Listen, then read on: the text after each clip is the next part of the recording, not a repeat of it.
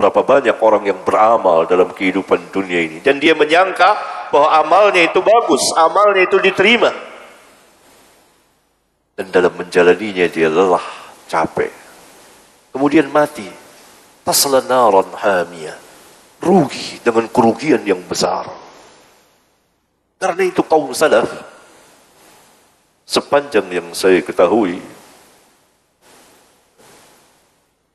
itu sangat hati-hati dalam beramal. Dan mereka bertanya ketat, yakni amal ini ada sunnahnya tidak? Bahkan kalau sahabat menjelaskan ini kepada tabi'in, menjelaskan sesuatu, tabi'in itu bertanya, ini dari ra'yumu atau dari Nabi? Lihat, tabi'in. Sahabat aja ditanya, ini dari ra'yumu atau dari Nabi sallallahu alaihi wasallam? yakni kalau dari ra'yumu tidak jadi hujjah, ini dari ijtihadmu. Tapi kalau dari Nabi sallallahu alaihi wasallam kita terima. Begitu tabi'in. Ditanya langsung, ini pemikiranmu atau memang ada asar dari Nabi sallallahu alaihi wasallam? Lalu sahabat menjawab, tidak, ini dari Nabi sallallahu alaihi wasallam. Harus terima. Begitu beragama. Jangan kita jadikan perkataan manusia sama dengan perkataan Nabi sallallahu alaihi wasallam. Nah, ini ada sesuatu yang tidak baik. Orang mendengar ini ijtihad dari seseorang, ya kalau bisa ijtihad, ya, ini tidak boleh, ini haram, ini itu, dianggap itu benar adanya, dianggap itu seakan-akan wahyu yang turun, disamakan dengan perkataan Nabi yang mulia sallallahu alaihi wasallam. Tidak, itu hanya pendapat. Harusnya ditanya, ini ra'yumu, bukan dari Nabi yang mulia sallallahu alaihi wasallam. Kalau ra'yumu tidak jadi hujjah. Tabi'in bertanya kepada sahabat seperti itu. Kalau sahabat membawakan sesuatu, ya, sebagian ya, ada riwayat, itu menunjukkan bahwa ketatnya mereka, tidak sembarangan menerima, hatta dari sahabat. Dia harus tahu dulu, ini ijtihad darimu, atau memang ini ada asar, ada hadis dari Nabi sallallahu alaihi wasallam. Baru dijelaskan oleh sahabat.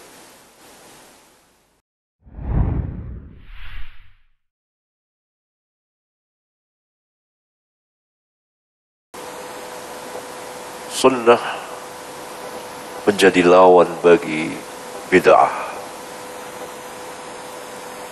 Umat-umat yang terdahulu binasa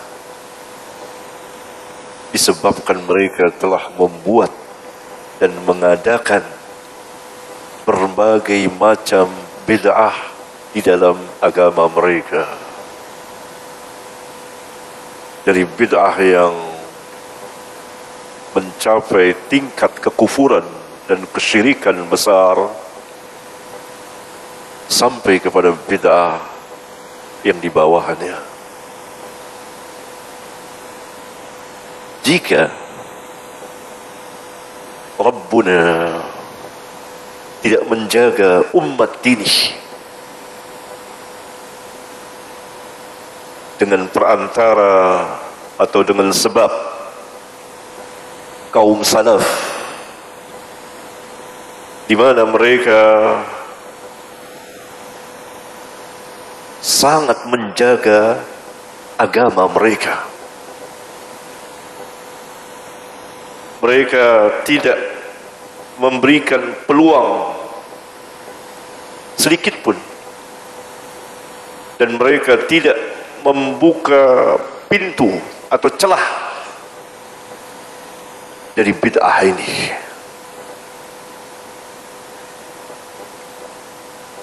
Jika mereka kaum salaf tasahul, bermudah-mudah di dalam bab bid'ah ini, sebagaimana umat-umat yang terdahulu dari ahlul kitab telah bermudah-mudah dengan bid'ah, niscaya agama ini akan berubah wajahnya dari wajah aslinya kepada wajah yang tidak asli, disebabkan begitu banyaknya bid'ah yang masuk. Tetapi kaum salaf, mereka menjaganya sebagaimana yang Rabbuna perintahkan kepada mereka, perintahkan kepada orang-orang yang beriman, sebagaimana Nabi sallallahu alaihi wasallam mewanti-wanti kepada umatnya agar mewaspadai perkara bid'ah itu, agar tidak serupa dengan orang-orang yang terdahulu. Maka kaum salaf menjaganya dengan penjagaan yang besar dan sangat ketat sekali. Sampai-sampai ada orang bersin, bangkis, dia mengucapkan selawat atau salam pada Nabi, kemudian dia mengucapkan tahmid, ditegur langsung oleh Abdullah bin Umar. Abdullah bin Umar mengatakan, kami pun mengucapkan seperti itu, yakni berselawat, mengucapkan salam kepada Nabi. Tetapi kami tidak diperintah. Yang diperintah ketika seseorang itu bersin, mengucapkan apa? Alhamdulillah. Bukan mengucapkan salam kepada Nabi SAW atau berselawat kepada Nabi SAW. Lihat, perhatikan. Ya, hadis sahih riwayat Al-Imam Tirmidzi, ada di kitab saya Al-Masail. Ya. Dijaga. Kami, yakni para sahabat, juga berselawat, mengucapkan salam kepada Nabi SAW, tapi pada tempatnya. Sedangkan ucapan ketika seseorang bersin, bukan berselawat atau mengucapkan salam pada Nabi, tetapi dia mengucapkan Alhamdulillah saja, atau Alhamdulillah ala kulli hal. Diajarkan oleh Ibnu Umar, Alhamdulillah ala kulli hal. Itu bacaan ketika seseorang bersin. Dijaga. Jangan sampai masuk ini perkara-perkara yang bukan bagian dari agama, tetapi mengatasnamakan agama. Karena selawat dan salam bagian dari agama, tapi dicampur adukan, ditempatkan tidak pada tempatnya.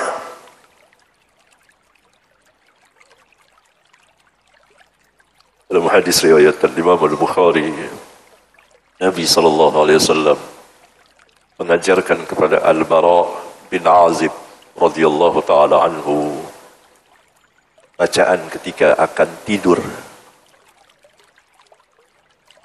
Dan di situ disebut Nabi. Lalu Al-Bara mengganti lafaz Nabi itu dengan Rasul. Ditegur langsung oleh Rasulullah SAW. Tidak. Wajib, yakni tidak. Jadi tidak boleh diganti lafaz Nabi dengan Rasul. Nabi, ya Nabi yang diajarkan Nabi SAW. Lihat. Al-Bara mengganti lafaz Nabiyin dengan Rasul. Lafaz Nabi diganti dengan Rasul. Padahal kerasulan lebih tinggi dari kenabian. Setiap Rasul pasti Nabi. Tidak setiap Nabi itu Rasul. Ditegur oleh Rasulullah SAW. La, tidak boleh. Tidak boleh diubah lafaz Nabi menjadi Rasul. Yang saya ajarkan kepadamu Nabi, lafaz Nabi, itulah yang harus kau baca. Begitu maksudnya. Silahkan dilihat hadisnya di Sahih Bukhari di akhir kitab wudu. Dijaga. dan cerita-cerita atau kisah-kisah dari Nabi yang mulia sallallahu alaihi wasallam bersama para sahabat, kemudian tabi'in, kemudian tabi'ut tabi'in. Mereka menjaganya agar tidak kemasukan perkara-perkara yang bukan dari agama ini, karena ia berbahaya dan sangat berbahaya karena akan mengubah din agama ini. Oleh karena itu bahasan kita di majelis ini, di tempat yang mulia ini, masjid, di pesantren Imam Bukhari, pesantren sunnah, insyaallah ta'ala, dan menyebarkan sunnah.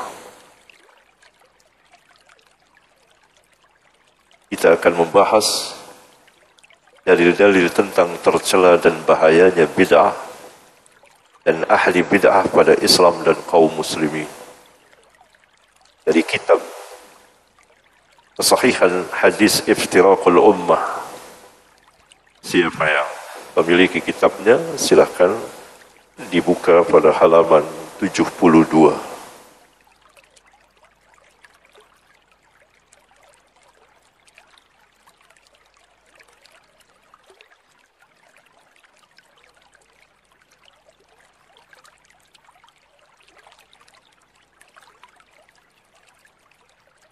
Bid'ah adalah bahasa syar'iyah.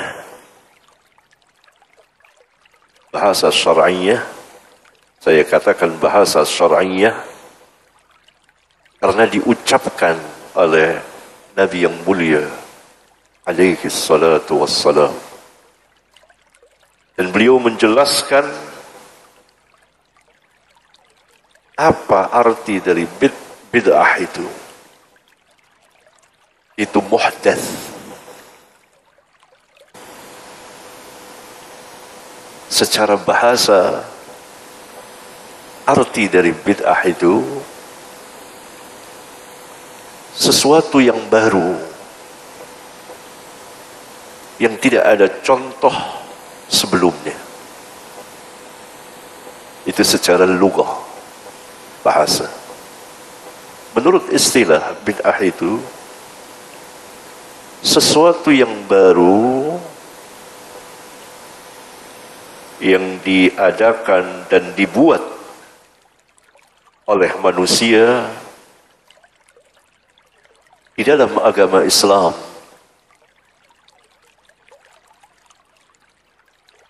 dan mengatasnamakan agama Islam. Yang pertama. Oleh karena itu Rasulullah SAW bersabda, "Wa syarrul umuri muhdatsatuha." Seburuk-buruk perkara adalah perkara-perkara yang baru.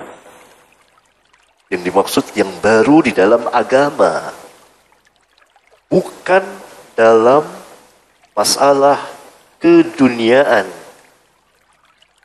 yang berkembang sesuai dengan pengetahuan atau tingkat berfikir manusia,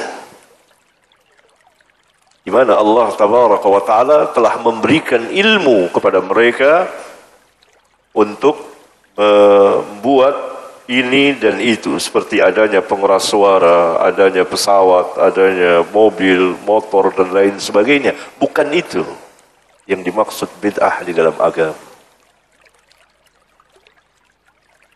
Tapi perkara yang baru yang orang buat atau diadakan oleh manusia di dalam agama Islam dan mengatasnamakan agama Islam. Yang kedua, dengan sendirinya bid'ah itu menyerupai agama. Seperti adanya keyakinan atau perkataan atau perbuatan yang ada kaitannya dengan din agama. Yang kedua. Yang ketiga, tujuan dari orang yang mengerjakan atau membuatnya itu untuk ta'abbud dan taqarrub ilallah, beribadah dan mendekatkan diri kepada Allah. Yang ketiga, tujuannya tentu untuk mendekatkan diri kepada Allah, untuk beribadah kepada Allah. Yang keempat, harapannya mendapat pahala.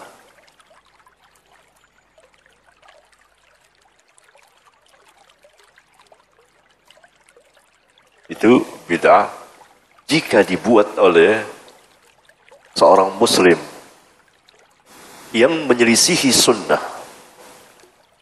Tetapi apabila bid'ah itu dibuat oleh orang-orang munafiqun yang menyamar sebagai ulama atau ahli agama dan memasukkan sesuatu atau perkara-perkara yang baru di dalam agama yang akan merusak kehidupan kaum muslimin di dalam beragama, maka ia tidak punya tujuan untuk beribadah dan ia tidak mengharapkan pahala, tetapi tujuannya adalah untuk merusak Islam dan kaum muslimin. Lalu dimasukkanlah perkara-perkara yang baru. Kalau dahulu perkara-perkara yang baru itu melalui hadis-hadis palsu yang dibuat oleh orang-orang zindir. Karena salah satu munculnya bid'ah itu dari hadis-hadis palsu, dari hadis-hadis yang sangat lemah, dari hadis-hadis lemah, terutama dari hadis-hadis yang maudhu, palsu. Karena munculnya bid'ah itu salah satunya dari hadis-hadis. Kalau munculnya bid'ah itu disebabkan beberapa macam, beberapa jalan. Ada dari jalan hadis-hadis palsu yang dibuat oleh orang-orang munafiqun sehingga tersebar ke dalam Islam dan diamalkan atau diyakini sepanjang zaman untuk merusak tatanan kehidupan keagamaan kaum muslimin. Beragam banyak sekali. Jalan yang lain yang menyebabkan munculnya bid'ah adalah istihsanat. Istihsan, menganggap baik sesuatu perbuatan yang tidak berdalil dari Alkitab dan Sunnah. Anggapan-anggapan bahwa ini baik, perbuatan ini baik, daripada kita begini, mendingan kita begitu. Itu istihsan. Oleh karena itu, Al-Imam Asy-Syafi'i pernah mengatakan, man istahsana faqad syara'a. Barang siapa yang menganggap baik sesuatu perbuatan, padahal tidak ada keterangan dari Allah dan Rasulnya, maka sungguh ia telah membuat agama atau syariat yang baru.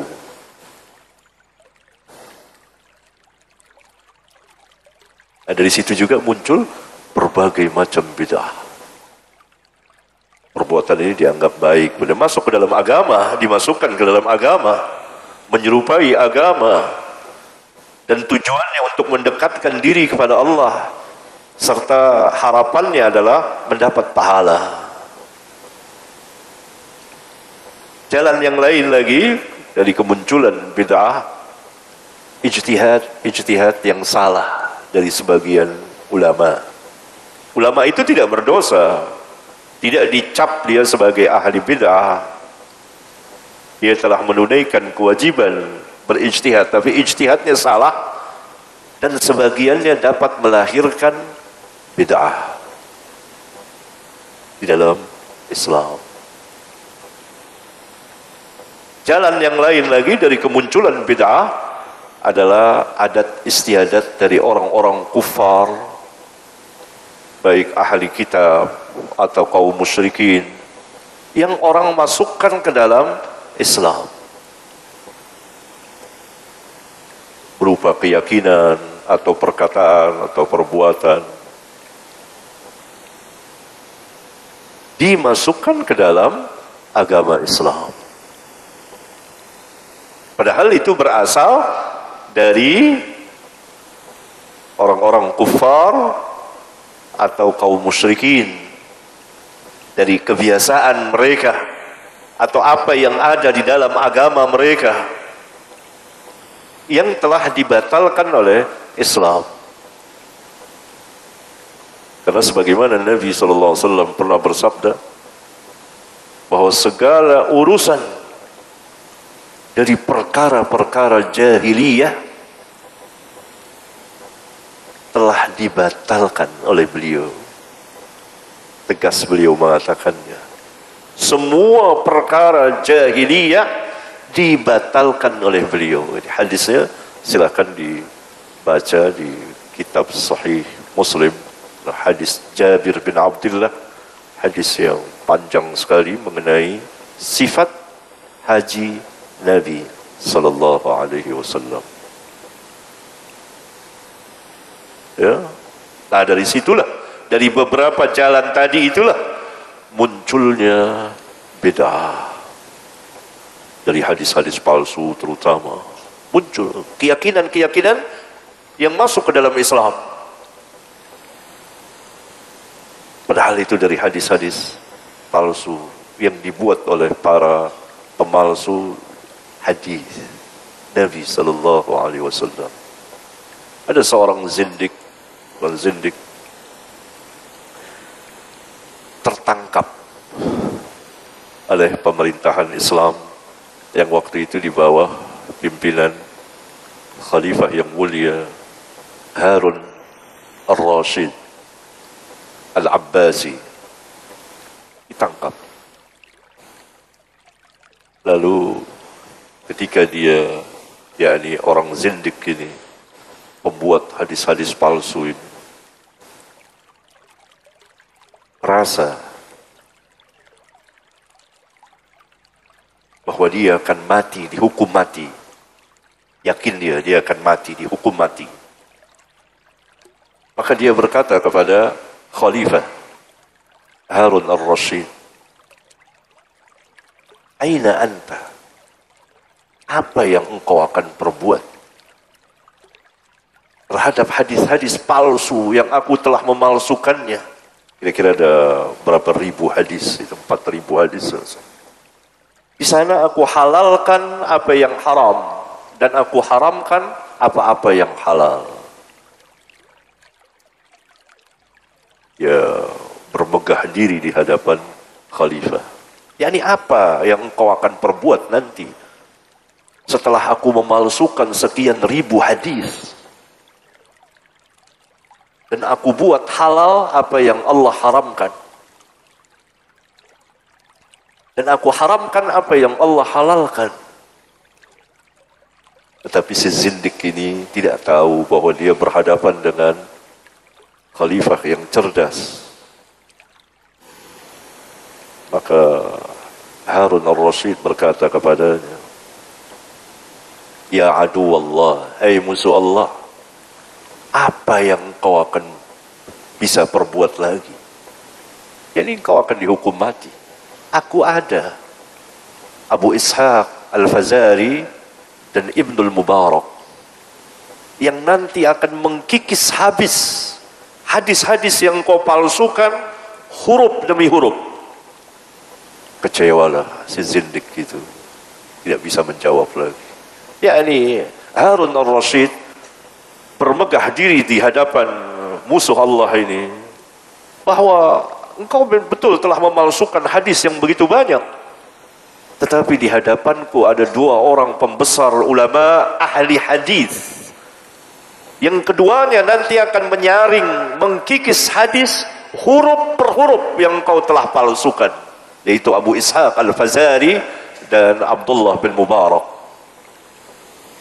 Gak bisa apa-apa si zindik itu, lalu dihukum mati. Dan kedua imam itu, imam besar ini Abdullah bin Mubarak, jadi tabi'ut tabi'in ya, meneliti hadis-hadis itu, dikikis habis huruf per huruf yang si zindik ini telah memalsukannya.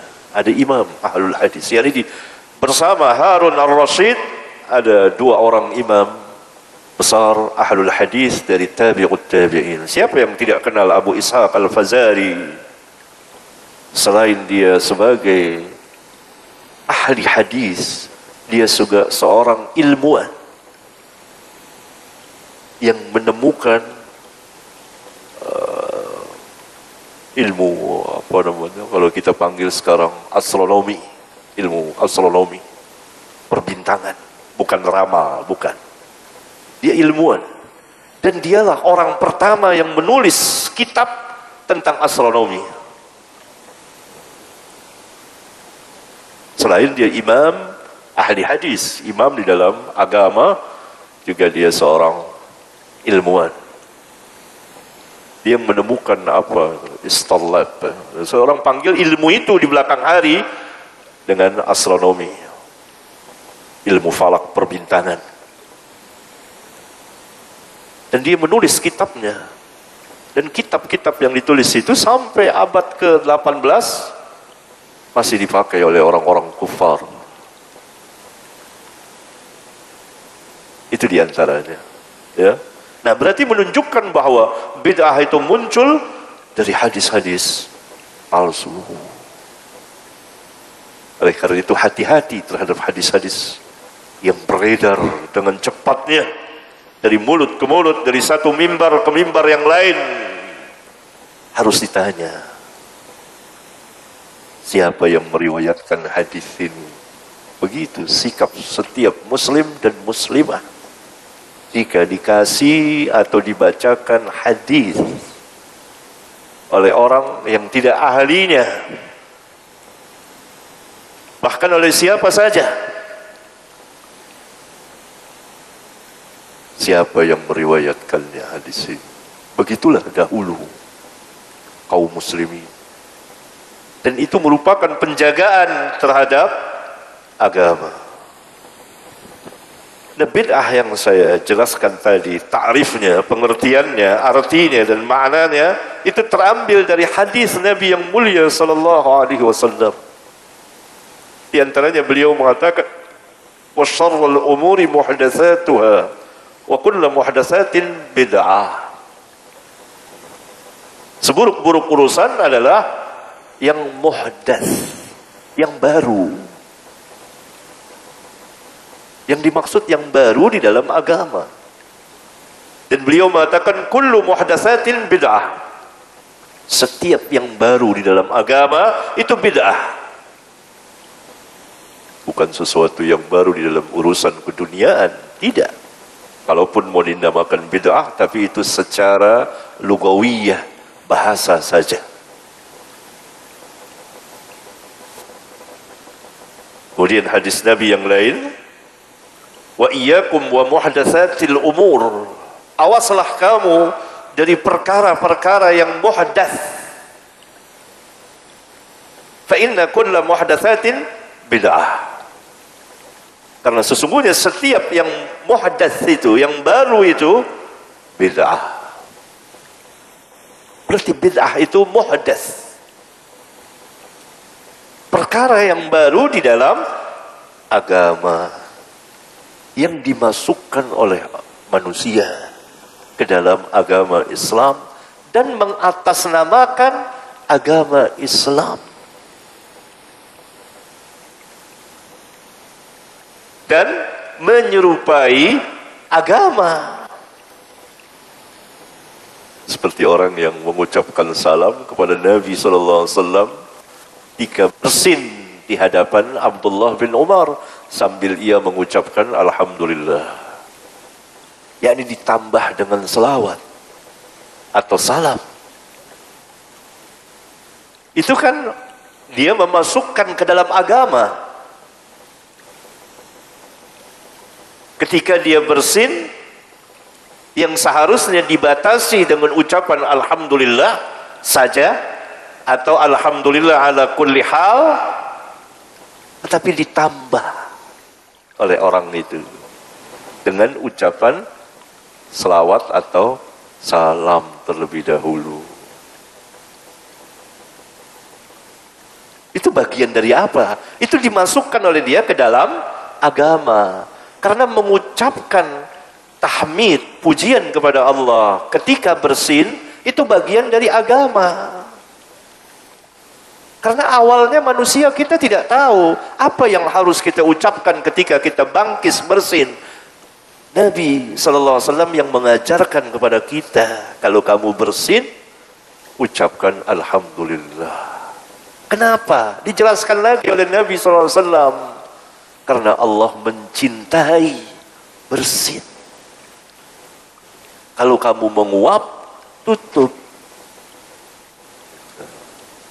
Kenapa?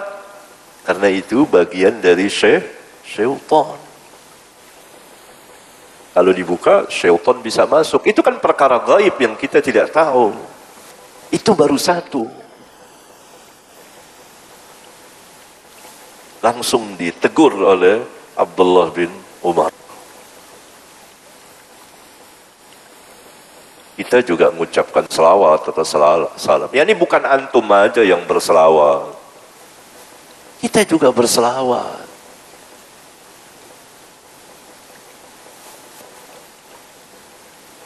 Tapi bukan itu yang diajarkan Nabi sallallahu alaihi wasallam ketika kamu bersin. Diajarkanlah oleh Ibnu Umar, alhamdulillah ala kulli hal.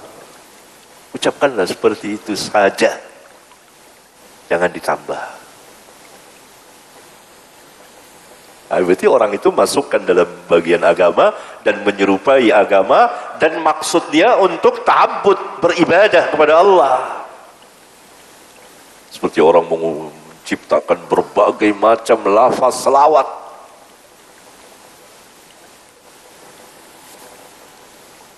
Bahkan pada sebagian lafaznya mengandung kesyirikan atau bid'ah. Atau menambahi ketika mengucapkan selawat di dalam salat, Sayyidina Muhammad, Sayyidina Ibrahim. Kalau Ibnu Umar atau lain-lain sahabat mendengar kita mengucapkan itu, saya pribadi yakin, seyakin-yakinnya akan ditegur. Karena Nabi SAW tidak pernah mengajarkan mengucapkan Sayyidina ketika berselawat di dalam sholat. Muhammad, Sayyidina Ibrahim. Allahumma salli ala Sayyidina Muhammad, Sayyidina Ibrahim. Dan hadis-hadisnya tidak pernah ada. Itu ditambahi. Tambah. Dimasukkan orang ke dalam agama. Yang Nabi SAW ajarkan tidak memakai lafaz Sayyidina. Coba saya sebutkan 1, 2, 3 hadisnya. Dalam sebagian hadis, Rasulullah SAW pernah ditanya tentang selawat, berselawat kepada beliau, bagaimana? Maka beliau mengatakan, faqulu, ucapkan oleh kalian, Allahumma salli ala Muhammad wa ala ali Muhammad kama sallaita ala Ibrahim wa ala ali Ibrahim innaka Hamidul Majid. Allahumma barik ala Muhammad wa ala ali Muhammad kama barakta ala Ibrahim wa ala ali Ibrahim innaka Hamidul Majid. Ini riwayat Bukhari, Muslim dan lain-lain banyak sekali. Ini lafaz Bukhari di kitab sahihnya. Ada Sayyidina di situ? Enggak ada.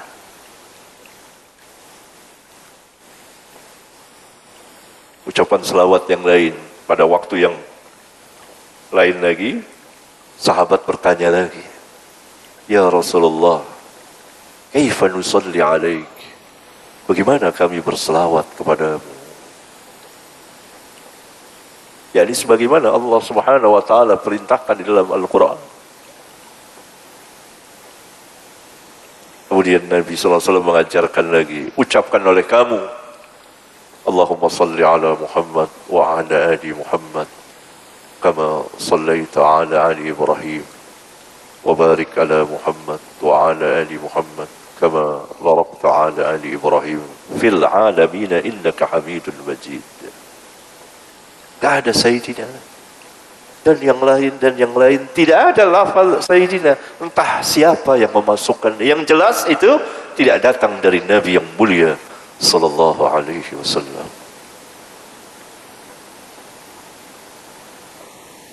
Ya, kan kita mau memuliakan Nabi. Nabi sallallahu alaihi wasallam mengatakan, "Ana sayyidu waladi Adam yaumal qiyamah." Dalam hadis riwayat Bukhari Muslim, Nabi sallallahu alaihi wasallam mengatakan, "Aku sayyidnya anak Adam pada hari kiamat." Sahih. Itu dengan bentuk khabar. Kita tidak mengingkari bahwa Nabi yang mulia Sayyidul Anbiya wal Mursalin. Tetapi ucapan selawat yang bentuknya doa, Nabi SAW tidak pernah mengajar umatnya dengan tambahan Sayyid. Itu bisa dibedakan. Ini bentuk berita bahwa Nabi Sayyid anak Adam pada hari kiamat, dan beliau adalah Sayyidul Anbiya wal Mursalin. Tidak ragu lagi. Tapi doa beda. Nabi SAW tidak pernah mengajarkan dengan tambahan tersebut. Dari seluruh hadis yang datang, ya, itu dimasukkan ke dalam agama, mengatasnamakan agama dan menyerupai agama. Tujuannya untuk beribadah kepada Allah, harapannya mendapat pahala. Kita lihat hadis-hadisnya. Hadis yang pertama, an Aisyah qalat qala Rasulullah sallallahu alaihi wasallam, "Man ahdatsa fi amrina hadha ma laysa minhu fahuwa raddun." Sahihun akhrajahu Al-Bukhari wa Muslim wa ghairuhuma. Dari Aisyah Ummul Mukminin radhiyallahu taala anha, ia menceritakan kepada kita bahwa Rasulullah sallallahu alaihi wasallam telah bersabda, barang siapa yang mengadakan, membuat sesuatu dalam urusan agama kami ini, agama Islam, apa-apa yang tidak ada darinya, yang tidak ada asal usulnya di dalam agama Islam, maka tertolak ancaman bagi orang yang membuat sesuatu di dalam agama Islam, memasukkan sesuatu ke dalam agama Islam dan mengatasnamakan agama Islam serta menyerupai agama Islam dengan tujuan beribadah kepada Allah dan berharap pahala dari Allah, tertolak. Lalu dia mengatakan, kata ulama, barangkali orang akan mengelak, saya tidak membuat bid'ah, yang membuat bid'ah orang lain, saya hanya mengerjakan. Tetapi dia tidak bisa lari dari hadis yang kedua. Perhatikan, ini sebetulnya satu hadis mempunyai dua jalan dan dua lafaz. Lafaz yang pertama dengan riwayat yang pertama dengan lafaz man ahdatsa. Ini disepakati oleh Bukhari dan Muslim. Lafaz yang kedua ini dari Ummul Mukminin, sama hadisnya. Bukan dengan lafaz man ahdatsa, tapi dengan lafaz man amila amalan laisa alaihi amruna fahuwa raddun. Barang siapa yang mengamalkan sesuatu amal, ini ancaman bagi orang yang mengamalkan bid'ah. Lafaz yang pertama, riwayat yang pertama dengan lafaz man ahdatsa, ancaman bagi orang yang membuat bid'ah. Dua-duanya kena. Kemanapun dia lari, maka dia akan terkena. Kalau dia tidak membuat bid'ah, bukan saya yang membuat, dia mengelak, maka dia tidak bisa lari dari lafaz atau riwayat yang kedua. Siapa saja yang mengamalkan sesuatu amal, laisa alaihi amruna, yang tidak ada keterangannya dari kami, yakni dari Allah dan Rasulnya, fahuwa raddun, maka ia mardud, tertolak amalnya itu. Ini hanya dikeluarkan oleh Muslim dan selainnya, dan Bukhari tidak mengeluarkannya. Bukhari mengeluarkan riwayat yang pertama dengan lafaz man ahdatsa bersama Muslim. Kemudian riwayat yang kedua, jalan yang kedua hanya dikeluarkan oleh Al-Imam Muslim dengan lafaz man amila amalan. Tetapi Al-Imam Al-Bukhari di kitab sahihnya mengisyaratkan lafaz ini.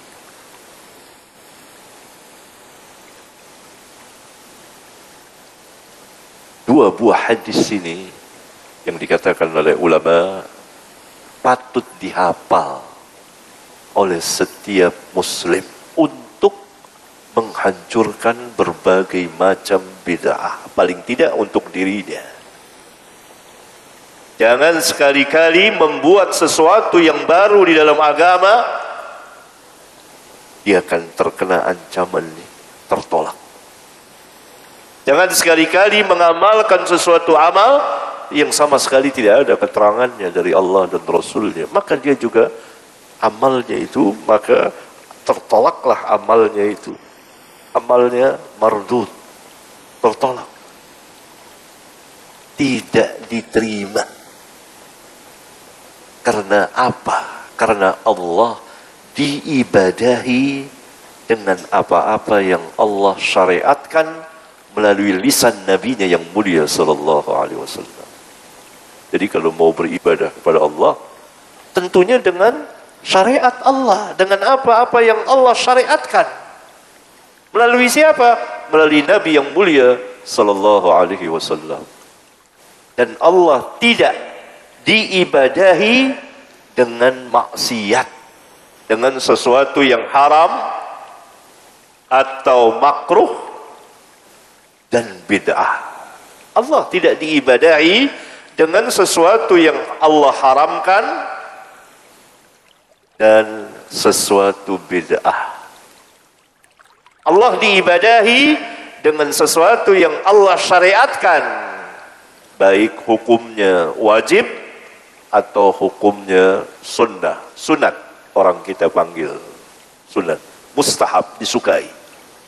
Ada dua, ada sunnah muakkadah, ada sunnah dalam arti mustahab, yakni tidak wajib. Kepada perkara-perkara itulah, dengan perkara-perkara itulah kita beribadah kepada Allah Subhanahu wa taala, dengan sesuatu yang Allah wajibkan atau dengan sesuatu syariat yang Allah tidak wajibkan, yang hukumnya mustahab, disukai mengerjakannya. Kalau tidak mengerjakannya tidak berdosa, tetapi kehilangan keutamaan. Dan itu terbagi dua, sunnah muakkadah dan sunnah yang tidak muakkadah, yaitu sunnah yang mustahab. Dengan itu Allah diibadahi. Allah tidak diibadahi dengan sesuatu yang haram atau sesuatu yang makruh atau sesuatu bid'ah. Tidak boleh beribadah kepada Allah dengan bid'ah. Tidak boleh beribadah kepada Allah dengan sesuatu yang Allah haramkan. Seperti nikah mut'ah. yang telah diharamkan oleh Rasulullah SAW sampai hari kiamat. Lalu tetap dijadikan syariat oleh Syiah. Nah, ini pada hakikatnya zina. Pada hakikatnya zina. Dan mereka membuat hadis-hadis palsu tentang keutamaan nikah mut'ah. Tentang keutamaan nikah mut'ah. Barang siapa yang mut'ah sekali, derajatnya setinggi Husain atau Hasan, nanti terus sampai setinggi Rasulullah SAW. Jadi maksiat besar dijadikan sebagai satu cara untuk mendekatkan diri kepada Allah. Allah tidak akan terima. Allah tidak diibadahi dengan sesuatu yang Allah tidak pernah mensyariatkannya. Dalilnya dua hadis ini diantaranya, dan hadis-hadis yang lain. Semuanya mardud, tertolak, sia-sia. Oleh karena itu kaum salaf, mereka menjaga diri mereka tetap berada di sunnah. Karena umur ini singkat. Dan kalau mereka beribadah dengan sesuatu yang Allah tidak syariatkan, sia-sia.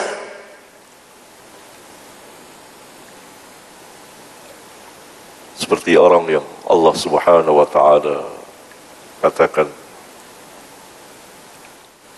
amilatun nasibatun tasla naran hamiyah. Orang beramal, hamilatun, dia beramal, beribadah dalam kehidupan dunia ini, tapi dengan peribadatan yang syirkul akbar, syirik besar. Peribadatan yang tidak diterima oleh Allah Tabaraka wa Ta'ala, tapi ia beribadah. Nasibatul, lelah, capek dalam menjalaninya di dalam kehidupan dunia ini, sia-sia. Tasla naral hamiyah, ia akan memasuki api yang menyala-nyala. Ada riwayat dari Umar bin Khattab, tetapi asarnya dhaif. Asarnya dhaif dari Umar. Bahwa ia katanya pernah melihat seorang rahib. Itu rahib, ahbar atau rahib. Walhasil ahli ibadah dalam agama ahlul kitab. Maka Umar menangis.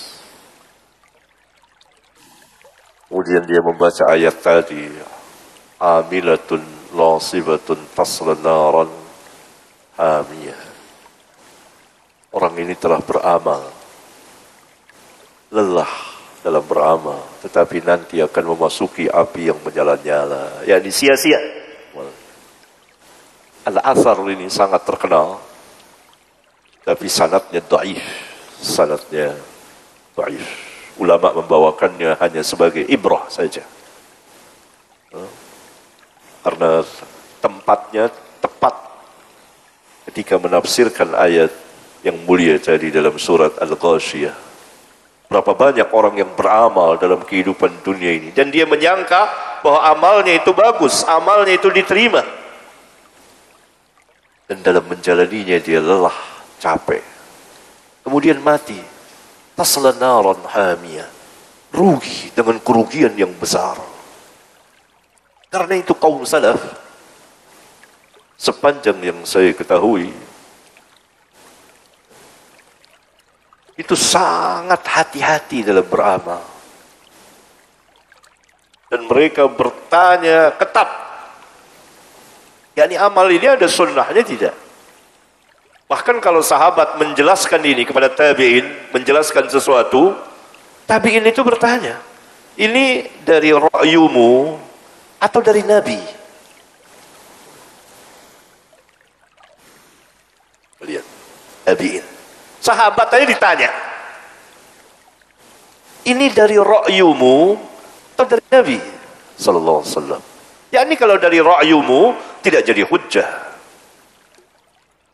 Ini dari ijtihadmu. Tapi kalau dari Nabi SAW, kita terima. Begitu tabi'in. Ditanya langsung. Ini pemikiranmu atau memang ada asar dari Nabi SAW? Lalu sahabat menjawab, tidak, ini dari Nabi SAW. Harus terima. Begitu beragama. Jangan kita jadikan perkataan manusia sama dengan perkataan Nabi SAW.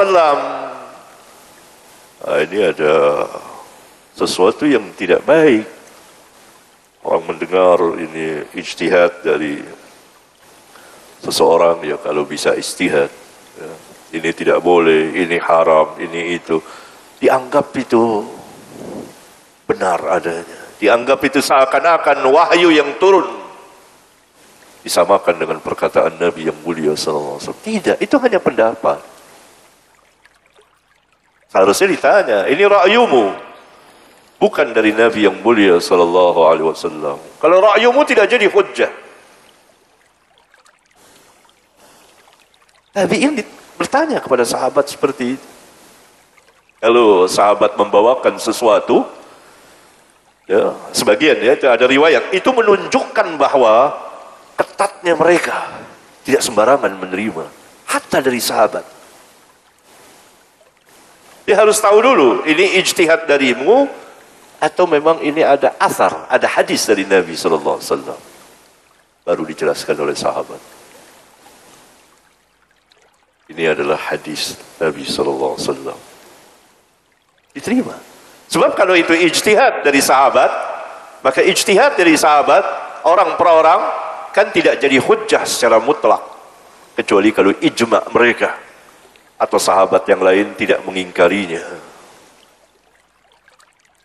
Ya, ada dua hadis ini besar sekali yang mengajarkan bahwa ini sangat dibesarkan kedua hadis ini. Kalau antum membaca keterangan para ulama, kedua hadis ini sangat dibesarkan oleh mereka, dan mereka memerintahkan menghafalnya untuk membatalkan berbagai macam bid'ah, terutama mengingatkan dirinya jangan amalkan sesuatu yang sama sekali tidak ada keterangan dari Nabi yang mulia alaihi salatu wassalam. Demikian juga dengan hadis ketiga yang saya bacakan tadi, dari hadis Jabir bin Abdullah. Beliau, ini saya singkat hadisnya, saya ringkas. Amma ba'd, fa inna khairal hadithi kitabullah, wa khairal haji haji Muhammadin sallallahu alaihi wasallam, wa syarral umuri muhdatsatuha, wa kullu muhdatsatin bid'ah, wa kullu bid'atin dalalah, wa kullu dalalatin finnar. Amma ba'd, sesungguhnya sebaik-baik perkataan adalah kitabullah, Al-Quran. Dalam lafaz Ahmad dan An-Nasai, fa inna asdaqal hadis. Ini lafaz Imam Muslim, fa inna khairal hadis. Dan sebaik-baik al-hadyu, petunjuk Nabi Muhammad sallallahu alaihi wasallam, menunjukkan bahwa Al-Quran dan Sunnah berjalan bersama, tidak pernah berpisah dan tidak boleh dipisahkan, disebabkan Sunnah yang menafsirkan Al-Quran, yang memberikan bayan, penjelasan dan menunjuki Al-Quran. Oleh karena itu Rasulullah SAW mengatakan, wa khairal haji haji Muhammadin sallallahu alaihi wasallam. Sebaik-baik petunjuk adalah petunjuk Muhammad sallallahu alaihi wasallam, yakni sunnah beliau. Menunjukkan Al-Quran tidak berdiri sendiri. Ia ada yang menafsirkannya, memberikan penjelasan dan menunjukinya. Berarti aslud dalil. Hadis ini menjelaskan aslud dalil, dasar dalil, Asal dalil itu adalah kitabullah dan sunnah nabinya.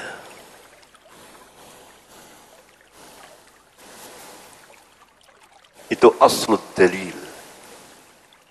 Dari aslud dalil ini bercabang keluar dasar hukum Islam yang lain, yaitu al-ijma' dan terakhir darurat, itu qiyas.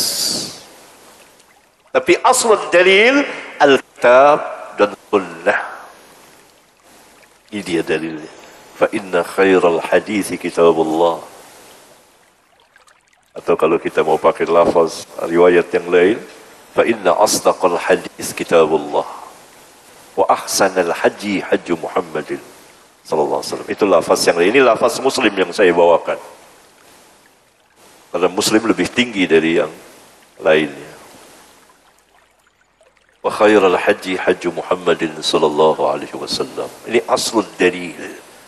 Maka kaum muslimin dan muslimat mengambil agama mereka dari aslul dalil, Alkitab dan sunnah.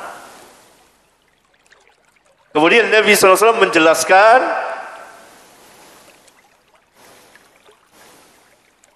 yang menjadi lawan dari aslul dalil ini adalah dasar dari kesesatan atau kejahatan itu. Apa? Muhdats. Wa syarrul umuri muhdatsatuha. Seburuk-buruk urusan yang muhdats. Kemudian dijelaskan wa kullu muhdatsatin bid'ah. Setiap yang muhdats itu bid'ah. Tambahan ini dari riwayat Al-Imam An-Nasa'i. Wa kullu bid'atin dhalalah. Dan setiap bid'ah itu sesat. Wa kullu dhalalatin finnar. Dan setiap kesesatan tempatnya di neraka. Secara umum. Lafaz wa kullu dhalalatin finnar, tambahan lafaz dari riwayat Al-Imam An-Nasa'i. Ini aslus syarr. Dasar dari kejahatan adalah bid'ah.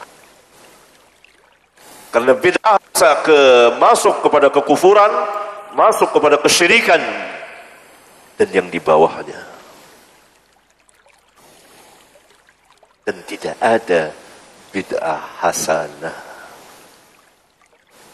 Dan tidak mungkin, mustahil ada bid'ah hasanah. Ketika Nabi SAW mengatakan, wa kullu muhdatsatin bid'ah. Wa syarrul umuri muhdatsatuha.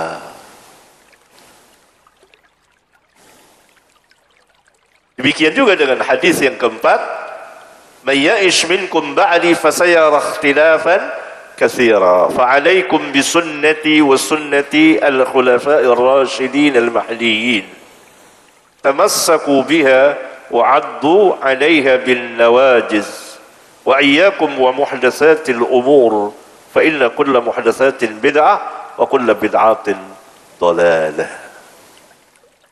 Sahih riwayat Imam Abu Dawud dan Tirmidzi dan Ibnu Majah dan Ahmad dan Ad-Darimi dan Al-Hakim dan selain mereka dari hadis Al-Irbad bin Sariyah. Ini saya ringkas juga hadisnya.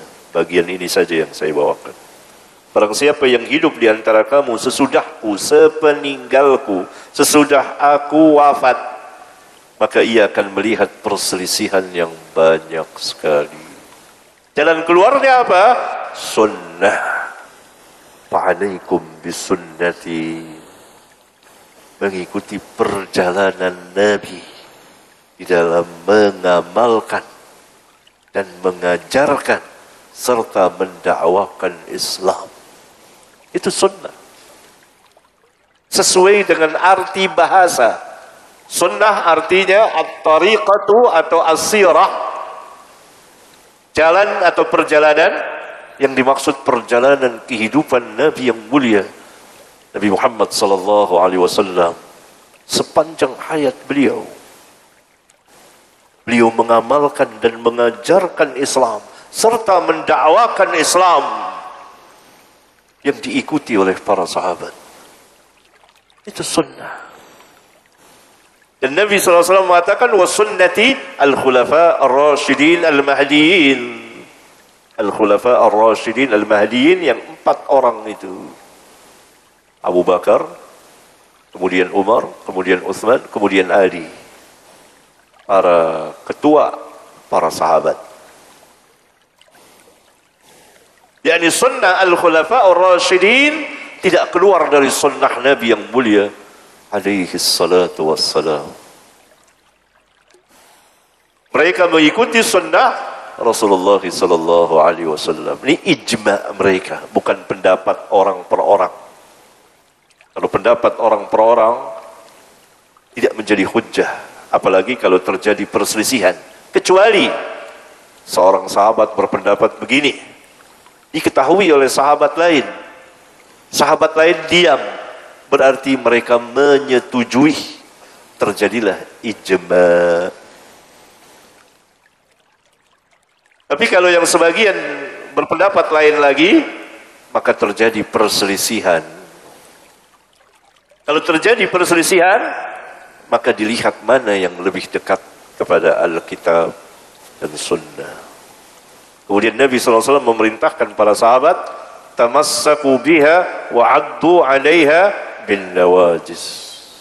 Peganglah ia, gigitlah kuat-kuat. Maksudnya pegang sekuat-kuatnya. Wa iyyakum wa muhdatsatil umur. Awaslah kamu dari perkara-perkara yang baru. Fa inna kulla muhdatsatin bid'ah. Ini takrif atau pengertian dari bid'ah itu adalah muhdats. Sesuatu yang baru di dalam agama yang di awal sudah saya jelaskan takrifnya. Wa kullu bid'atin dhalalah. Dan setiap bid'ah itu sesat. 2 buah hadis ini menjelaskan bahwa setiap bid'ah itu sesat, pasti tidak ada bid'ah hasanah. Apalagi hadis yang ke-5.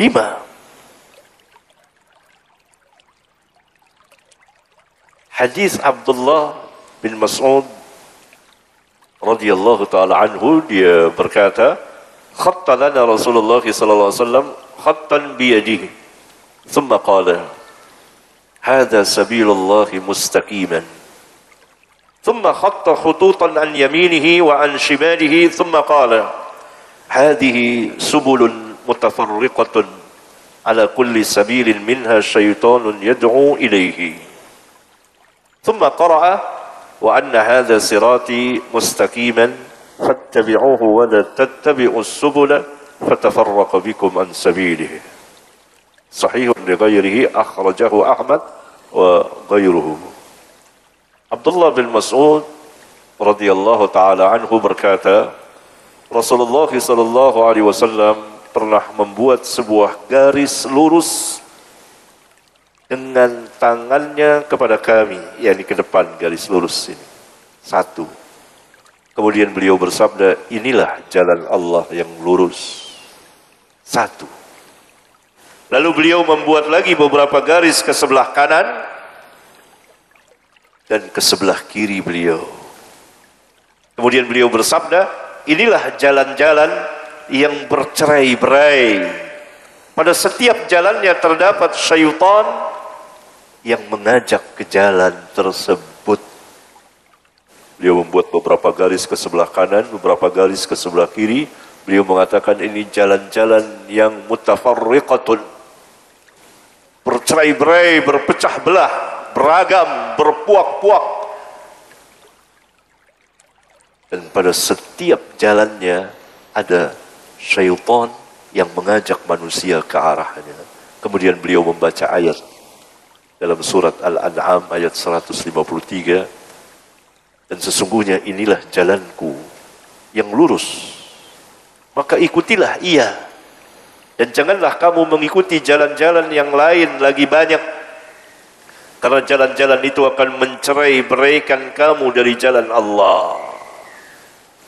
Hadis sahih li ghairihi, dan hadis ini merupakan tafsir yang sahih dari Nabi yang mulia sallallahu alaihi wasallam terhadap ayat 153 surat Al-An'am.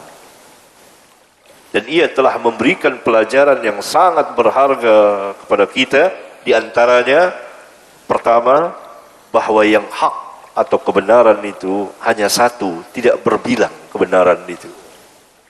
Satu.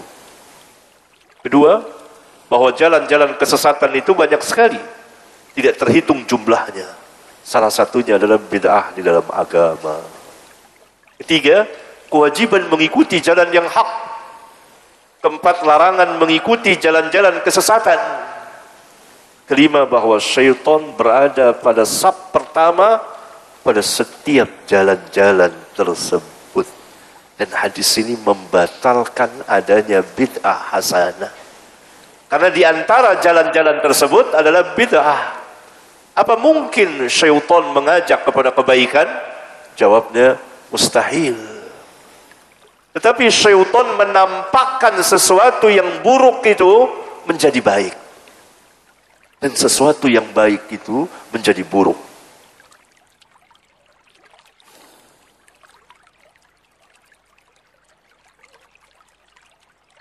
Maka hadis yang mulia ini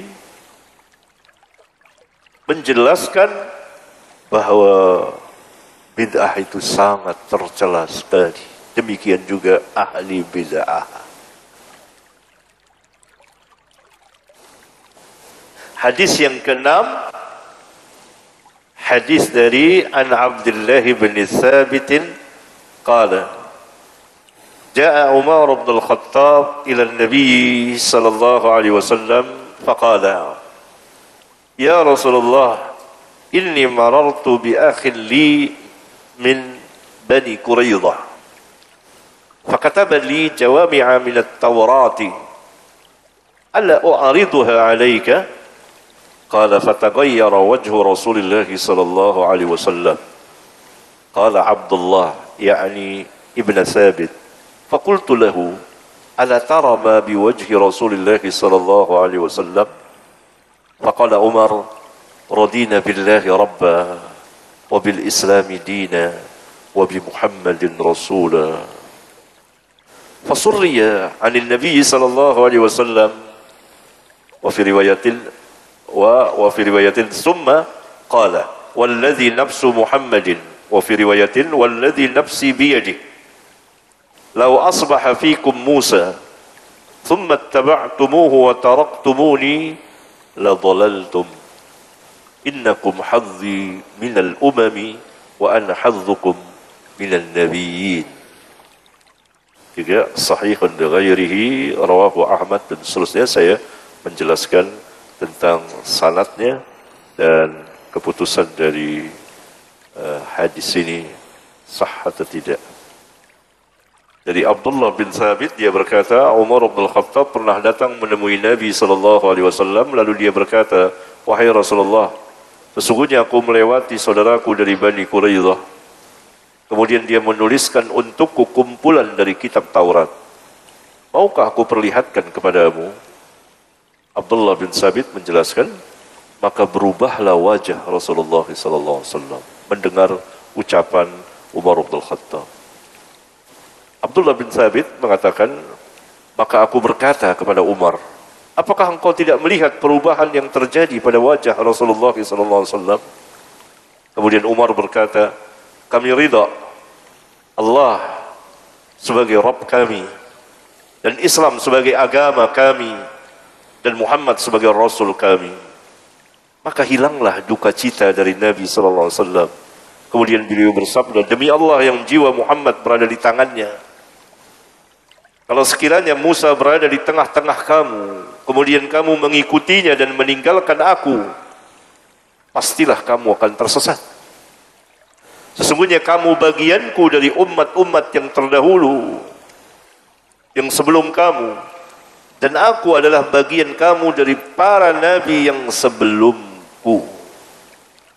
Hadis yang mulia ini menjelaskan tentang kebesaran atau keagungan ittiba'ur Rasul, mengikuti Rasulullah sallallahu alaihi wasallam di dalam beragama Islam sebagai seorang muslim dan muslimah. Juga menjelaskan pertama bahwa bid'ah dan ahli bid'ah menjadi lawan bagi sunnah dan ahlus sunnah.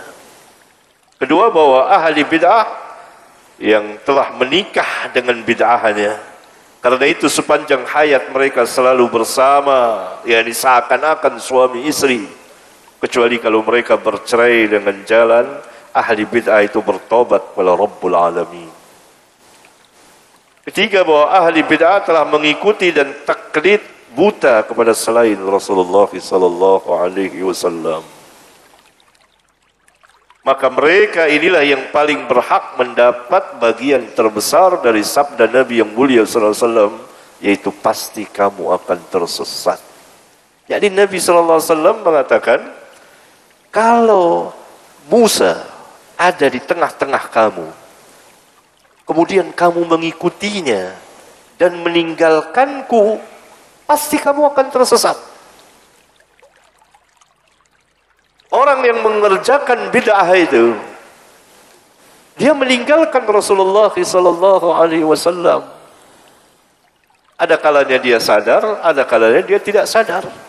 Ada kalanya dia tahu, ada kalanya dia tidak tahu. Bahkan umumnya mereka menyangka bahwa mereka mengerjakan sunnah Nabi sallallahu alaihi wasallam, padahal itu bid'ah. Tidak setiap orang yang mengerjakan bid'ah itu dinamakan ahli bid'ah. Tidak. Tidak setiap pelaku bid'ah itu langsung atau kontan dikatakan sebagai ahli bid'ah. Tidak. Seperti itu. Berbeda. Ya? Ahli bid'ah itu sebagaimana dikatakan ulama, orang yang telah ditegakkan hujahnya, kemudian ia terus di dalam bid'ahnya, maka sempurnalah ia dikatakan. Assalamualaikum warahmatullahi wabarakatuh. Sampai jumpa kembali di World Islam Channel.